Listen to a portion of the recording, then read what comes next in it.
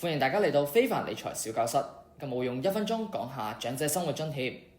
唔知道大家有冇之前睇過我哋條片呢？喺嗰條片呢，我哋有詳細講過申請長者生活津貼嘅入息同埋資產審查。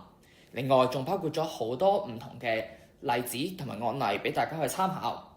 如果大家唔知道點樣申請長者生活津貼嘅話就記得快啲睇翻我哋之前條片啦。咁同大家講下一個好消息啦。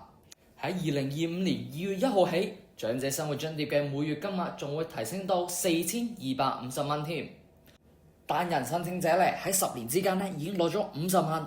如果夫婦申請者10年間已經攞咗100萬㗎啦。咁好嘅福利，大家快啲去申請啦！除咗長者生活津貼可以製造到一個穩定嘅現金流以外，其實都可以配合埋私人公司嘅年金。而私人公司嘅年金亦都有十分之多嘅好處。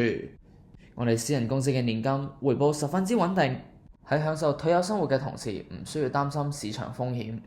其次，私人公司嘅年金亦都十分之彈性同靈活，你隨時喺有需要嘅時候喺年金計劃裏面提款，又或者存款，喺將來攞到更加多嘅年金收入。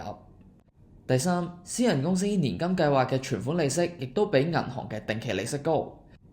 喺減息或者低息週期，銀行一般都唔會俾到好高嘅利息。我哋年金嘅存款利息穩定得嚟，亦都冇銀行嘅定期利息咁多波動。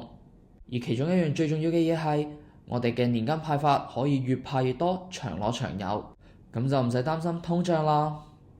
透過適當嘅資產配置，你可以將原本嘅本金配合埋長者生活津貼可以做到一個4至5倍嘅提升。